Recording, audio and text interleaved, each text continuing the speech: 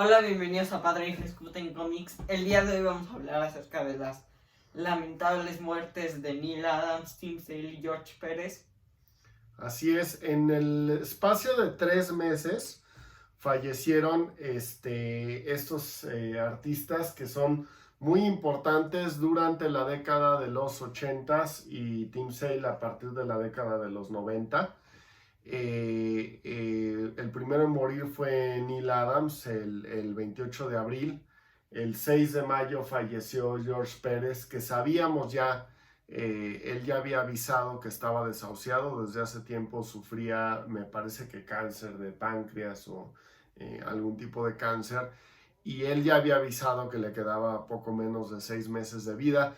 De hecho, fue a Burbank, a las oficinas de DC Comics, que recordemos que ya no están en Nueva York, se mudaron a California, junto con todo lo de Warner. Y pues los recibió Jim Lee, ¿no? Y su amigo Marv Wolfman.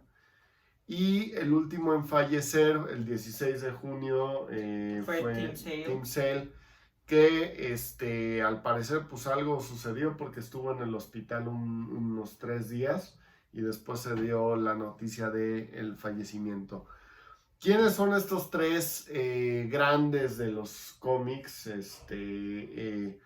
Neal Adams estuvo activo a partir de los años 70, ¿no? Y bueno, de hecho, aproximadamente desde el 66, 68 empezó su carrera.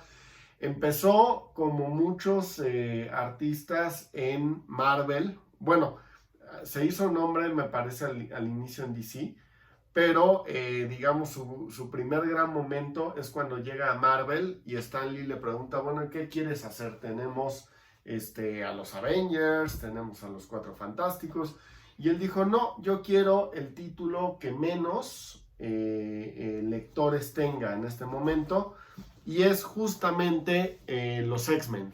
Neal Adams agarra a los X-Men y crea un par de personajes junto con el escritor en ese momento, que es Roy Thomas. Crea a Havoc, que si recuerdas, a Havoc tiene un poder o una manera de manifestar su poder muy característica, que es a través de unos círculos negros. Es el que es como el hermano de... Es el hermano de Cíclope, el hermano menor. Pero justamente visualmente era muy impactante porque hacía estas figuras, estos círculos que le emanaban del pecho. Y Neal Adams jugaba mucho con el blanco y negro, ¿no? Sus ilustraciones las hacía en negro, obviamente iban a ser coloreadas, pero jugaba mucho con este personaje, con el blanco y el negro. De hecho, el traje es completamente negro, nada más tiene... Hay como una parte blanca y como los círculos también son blancos. Exactamente. Se supone que a través de eso canaliza su poder. Recordémoslo en First Class a ese personaje. Y crea también a Sauron. Sauron, que el nombre viene precisamente del Señor de los Anillos, pero lo que él quería crear era un vampiro de energía, ¿no? Un dinosaurio que fuera un vampiro de energía, y justamente crea al personaje de Sauron. Su run en X-Men no es muy largo, pero es anterior justamente a este relanzamiento en donde aparece Wolverine y Tormenta y todos los que creó Dave Cockrum. Y justamente eso es lo que hace para Marvel. Para DC hace, además de co-crear precisamente a Ra's al Ghul, que estas son las historias de Ra's al Ghul, y a Talia, obviamente, y a todo lo que tiene que ver con la Liga de las Sombras. También ayuda a crear a Man-Bat, ¿no? Creó a Man-Bat y bueno, todo esto junto con Denny O'Neil, ¿no? Fue con quien creó a estos personajes. Y recordemos que sacan el título de Green Lantern y Flecha Verde. Donde es la historia de Speedy siendo un junkie o siendo un drogadicto. Exactamente. Es curioso porque lo único que tenían en común los dos personajes hasta ese momento pues es que eran verdes, ¿no? Tienen el nombre Green en su nombre, y entonces los juntan, ¿no? Y empiezan a hacer historias un poco de corte social. Entonces son historias en donde se habla del racismo, donde se Porque habla además de las drogas. tenemos a Green Lantern siendo una persona que es como toda policíaca y como todo, siendo como alguien que sigue las reglas. Y a este Green Arrow ahí como siendo más rebelde. Y siendo justamente un luchador social, o sea, Ajá. Green Arrow, su característica en esos años es que justamente hay ese contraste que estás diciendo, ¿no? Está el policía, by the book, todo, y está Green Arrow. Y más allá de eso, Neil Adams estuvo activo hasta los últimos días de su muerte. No sé si recuerdas que lo vimos en la Comic Con de 2019, ¿no? Y por ahí seguía haciendo portadas y seguía vendiendo pues lo que podía vender de su arte, ¿no? Como muchos autores. Él, además de todo, es muy importante en el tema de la lucha de los derechos de autor, principalmente de Jerry Siegel y Joe Shuster, los creadores de Superman. Él fue de los que cuando sale la película de Superman se vuelve muy vocal porque dice, no puede ser que las dos personas que nos dieron a este increíble superhéroe y que recordemos de Superman vinieron todos los demás superhéroes, pues no reciban regalías por una película basada en ellos, ¿no? Entonces, él fue muy importante a finales de los 70s y de los 80s por empezar esta lucha o continuar esta lucha que ya traía Jack Kirby, que después agarró Frank Miller, que medio agarraron Todd McFarlane y todos los Image Boys, ¿no? Entonces, toda esta lucha para que se reconociera el trabajo y los derechos de autor de los creativos. Entonces, bueno, pues fue el primero en fallecer este año, una triste noticia.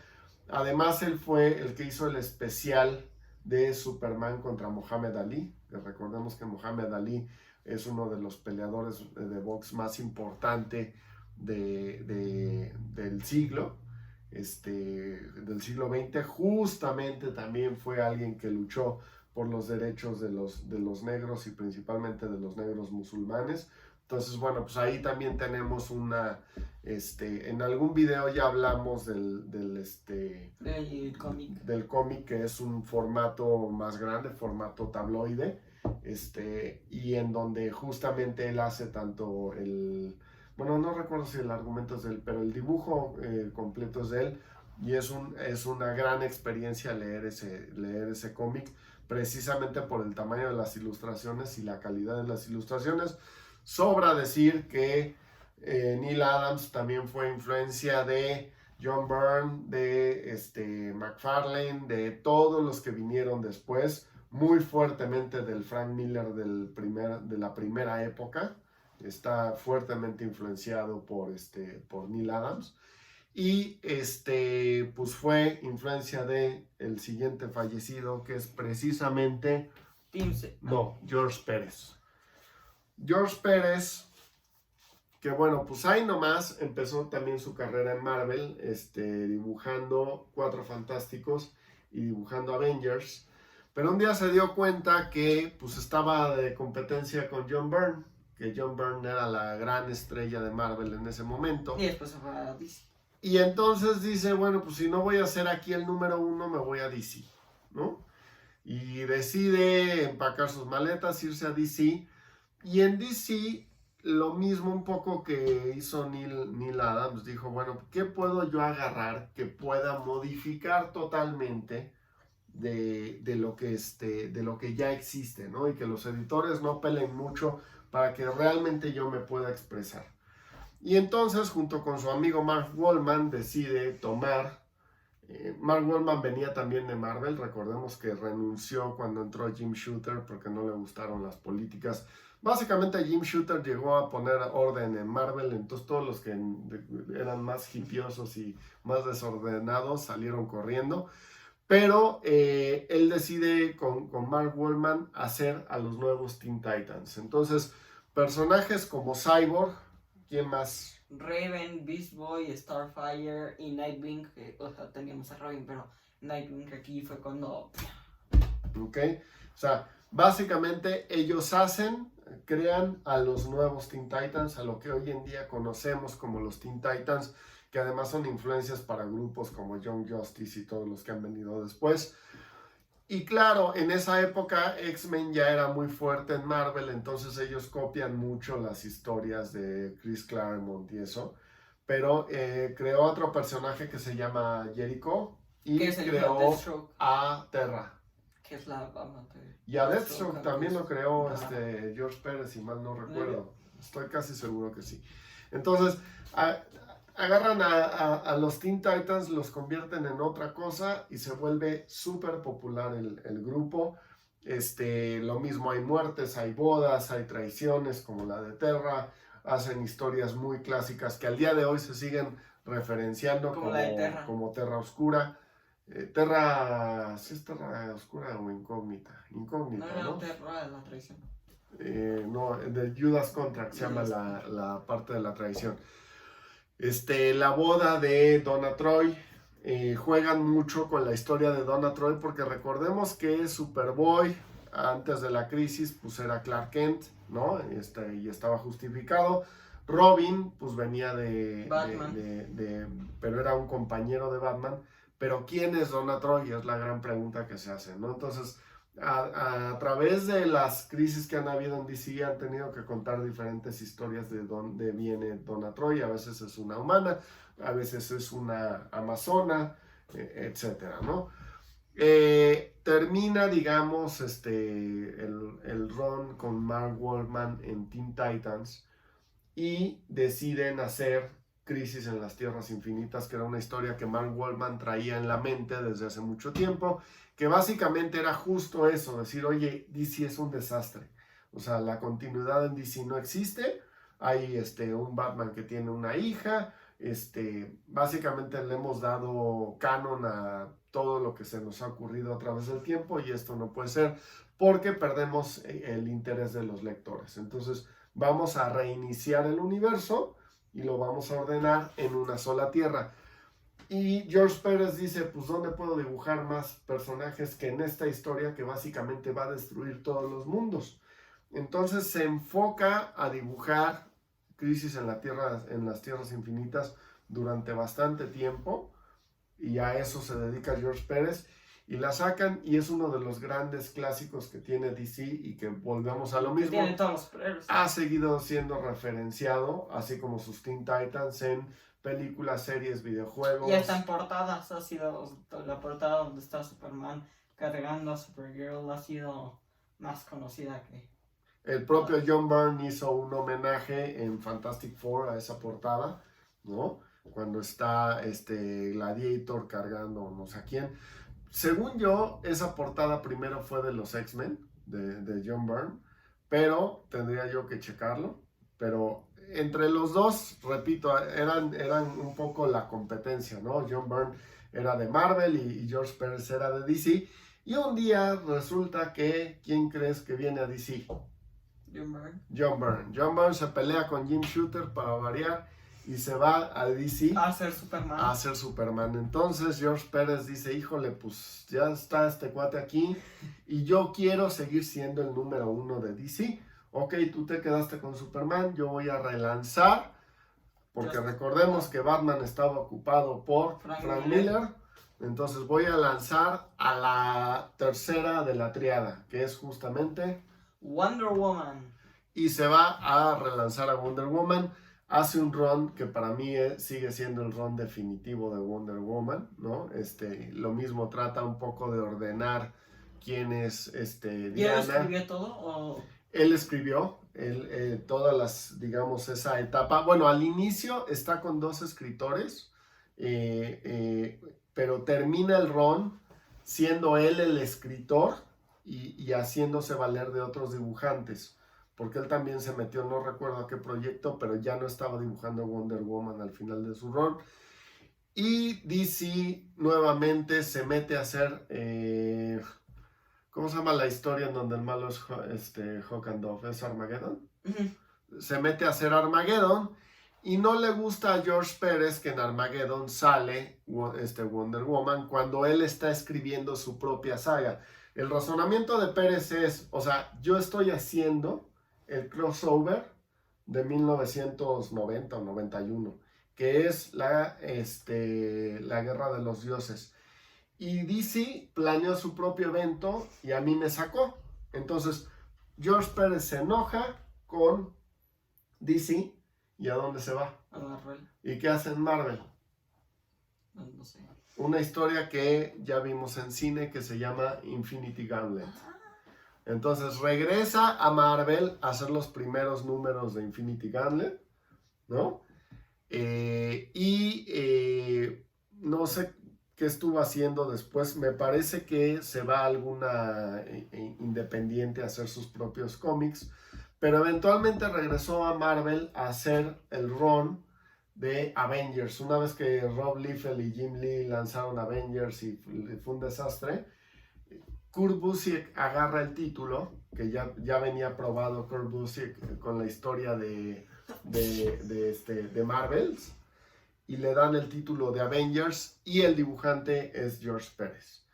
Estamos ya hablando para esta época de los años 2000, empezamos en los años 70, y para este momento, pues ya George Pérez empieza con problemas de salud, ¿no? Entonces su trabajo empieza a ser un poco más esporádico. De todos modos, creo que hizo hasta cómics eróticos en esa época. Y todos hacen cómics eróticos. Al final regresa a DC a hacer junto a Mark Waid The Brave and the Bold, ¿no? Y bueno, pues todavía estuvo activo unos años y repito, el año pasado avisó que estaba muy, muy enfermo ya. Que le quedaban 6 meses. Sí, incluso había estado haciendo apariciones en convenciones y eso, pues todo eso quedó de repente en el aire y pues lamentablemente también falleció. Y el último y el que a mí me cayó de veras de sorpresa es... A mí también, yo de repente lo vi y... Tim Sale, que se murió el 16 de junio, el cual dibujó esto. Que es... De Long Halloween. También dibujó... Básicamente él empezó con otro escritor, con un escritor que se llama Jeff Loeb. Hicieron una historia que se llama The Challengers of the Unknown. Bueno, de esos personajes que son como los Fantastic Four de DC. Y empiezan a hacer especiales de Halloween. A los especiales de Halloween de Batman les va tan bien que deciden entonces hacer una maxiserie que es justamente The Long Halloween. The Long Halloween, que es de los mejores cómics de Batman. Joder. Está basada en The Godfather, ¿no? Tiene muchos elementos de The Godfather, pero si ustedes la leen, les van a sonar muy parecidas ciertas frases de The Dark Knight, ¿no? Especialmente todo el manejo que hacen de Harvey Dent viene de... Hasta una de escena Long donde Halloween. está Harvey Dent, Batman y el Joker juntos. Y se ponen a platicar. Esa escena es como idéntica a la que está en... ¿El Joker o Gordon? El Gordon. Gordon, están los tres, ¿no? El caballero blanco, el caballero oscuro y Gordon, ¿no? Entonces, fue tan buena que después hicieron la continuación que se llamó Dark Victory. Y todavía el año pasado salió un cómic especial. Un cómic especial de Two-Face. Exacto, de The Long Halloween. Y bueno, por el lado de Marvel, también ellos dos hicieron... Spider-Man Blue, que es como la historia de Gwen Stacy con Spider-Man. Ajá, es Captain America White, que habla, si mal no recuerdo, de los veteranos de guerra. De Bucky. Hulk Grey, o de Bucky. Hulk Grey, que habla justamente de los primeros años, o los primeros días más bien de Hulk. Y Daredevil Yellow, ¿no? Y Daredevil Yellow, que habla de la etapa en donde él traía el traje amarillo con café, que es el primer traje. Está Karen Page como su secretaria. O sea, es un poco el Daredevil anterior a Frank Miller, que lo volvió más oscuro, ¿no? Hizo Superman for All Seasons, también una gran historia.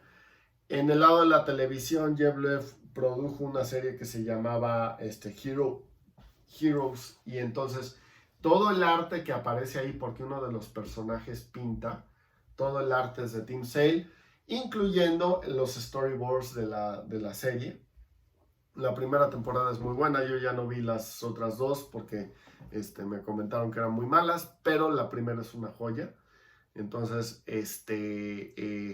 Tim Sale también es una leyenda que empezó un poco después, de hecho era el más joven, 66 años cuando falleció, empezó un poco después, pero al igual que sus compañeros fue muy importante para la cultura pop. Estamos hablando de una de las historias más homenajeadas de Batman, que ha sido llevada al cine. Y El de hasta Dark Knight. Spider-Man Blue es como una de las historias más conocidas de Spider-Man y más amadas. Y más amadas porque es muy sentimental. De hecho, es el único lugar donde se muestra el primer beso entre Peter Parker y Gwen Stacy, lo cual es sorprendente. O sea, básicamente Stan Lee un día dijo, pues ellos son novios y se acabó. O sea, nunca les da ese momento romántico, ¿no? Entonces lo tiene que escribir Jeff Loeb.